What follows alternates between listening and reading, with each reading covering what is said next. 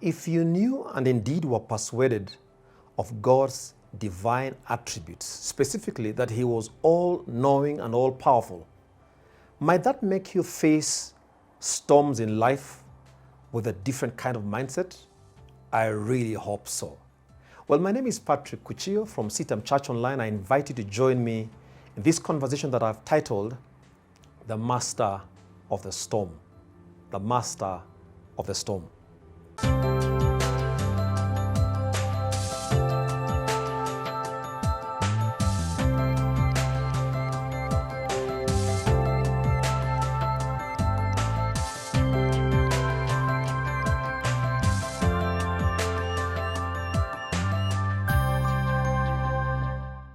Now, the Bible in the book of Mark does record for us a very interesting account. Mark chapter 6, from verse 45 to verse 56. I'll just highlight verses here and there. The background of this account is the miraculous feeding of the 5,000 men, without counting women and children, that had happened on the hills of Galilee.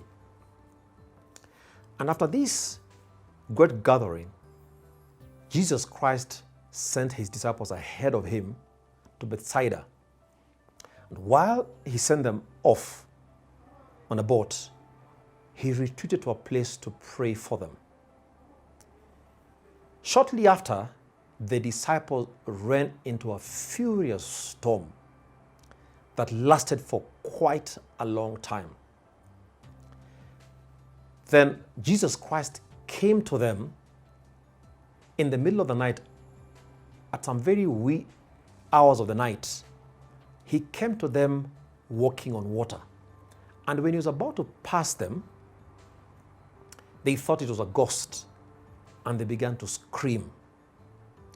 Then He spoke to them and told them, "Take courage, it is I, don't be afraid." Then He climbed into the boat with them, and the storm calmed down.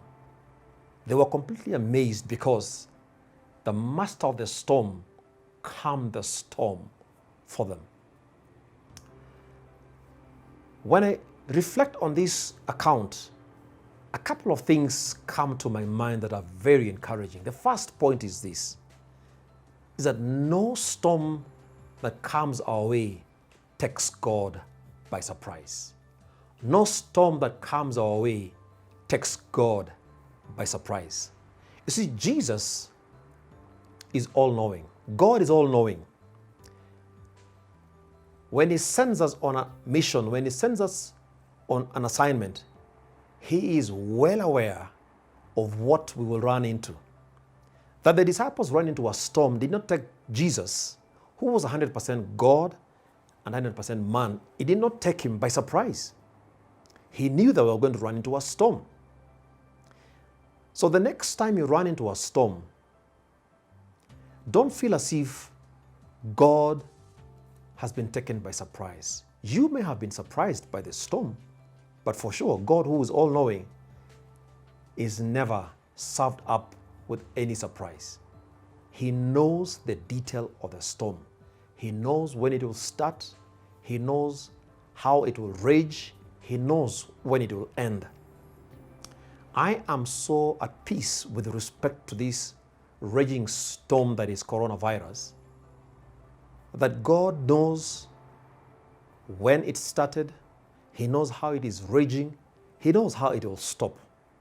He knows because He is all-knowing. So when you run into a storm, remember that no storm comes our way that comes our way takes God by surprise. But secondly, when we run into a storm, remember that God is praying for you. You see, Jesus Christ makes the disciples enter the boat and He sends them across to Bethsaida. Were they going to make it to Bethsaida? Yes, because He had sent them to Bethsaida. Were they going to make it safely? Yes, they're going to make it safely. But the beautiful picture that I find in this text is that while He sent them, He retreated to pray. He was praying for them. Now, they were in this storm for quite a long time. See, Jews divided the evening hours into four segments, which they called watches. The first watch was from 6 in the evening to 9 p.m. The second watch was from 9 p.m. till midnight. The third watch was from midnight till 3 a.m. And the fourth watch was from 3 a.m. to 6 in the morning. Can you imagine Jesus Christ came to their rescue during the fourth watch of the night? Between 3 a.m. and 6 a.m., they had been in this storm for all these hours from the time he sent them across to Bethsaida. But you know what? He was praying for them all this while. It's one thing for people to pray for you. It's one thing for your loved ones to pray for you. It's one thing for the church to pray for you. It's one thing for your prayer partner to pray for you. And all these prayer initiatives and prayer interventions are good. But it's another thing altogether for Jesus, the great intercessor, to pray for you. See, one time Jesus spoke to Peter, "Simon, Simon, Satan has asked to sift you as wheat, but be of good courage, for I have prayed for you." Was Simon sifted? Yes, he was sifted. We see him denying Christ 3 times. But because Jesus had prayed for him, he bounced back. And because Christ is praying for you through this storm, you will bounce back. I really hope that you have a relationship with him. Then you can sit back and say, yes, Christ is praying for me. See, the Bible calls him the great intercessor in Hebrews chapter 7, who lives to intercede for us. That's his ministry. When he retreated to the hills of Galilee, he went there to pray for them, and he prayed for them for many hours. So when you run into a storm, remember that Christ is praying for you. But thirdly and finally, when you run into a storm, please be sure to invite Christ into the heart of that storm. See, Jesus does not crash parties. Jesus does not force himself on people. He does not force himself on situations.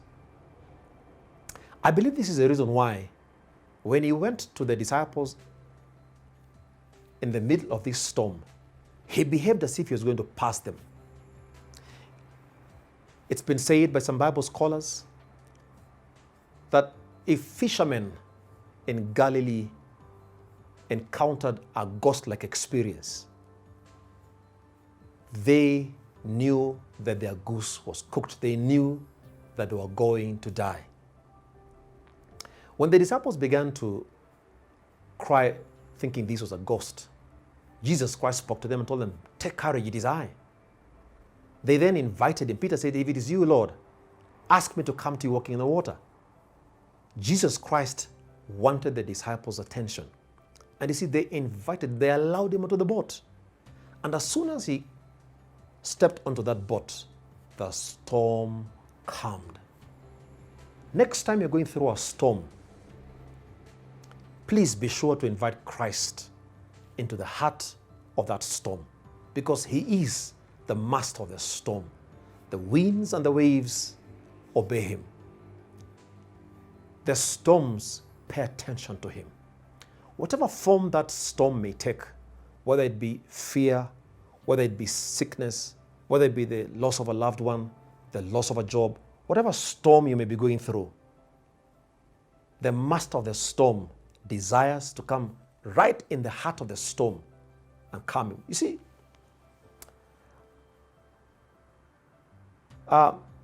there's a friend who sticks closer than a brother. This friend, I believe, that Solomon spoke about is Jesus Christ. You see, many people are not willing to come and stand with you right in the heart of the storm. Many are willing to identify with you at a distance. But Christ is willing to come and stand with you right in the heart of the storm. But only if you will invite him. So next time you're going through a storm, please remember that no storm that comes your way takes God by surprise. He is all-knowing. He knows when the storm starts, how it rages, and when it will end. But secondly, remember that when you run into a storm, Jesus Christ, the great intercessor, is praying for you. And when he is praying for you, you can sit pretty knowing the storm will subside. I am very, very excited to know that Jesus Christ has not abandoned this world to the storm that we are going through, but he is praying for us that our faith will not fail. But finally, when you run into a storm, be sure to invite the master of the storm into the heart of the storm. Because when he steps into the storm will subside. Because he is a master of the storm. God bless you richly. My name is Patrick Kuchio from CITAM Church Online. Please keep in touch with us. I would like to know, what storm are you going through? Maybe it's a prayer request that you want us to pray with you. Please get in touch with us through our social media. Our platforms displayed on the screen below. We will pray with you. We will encourage you. We will stand with you through this storm. God bless you richly.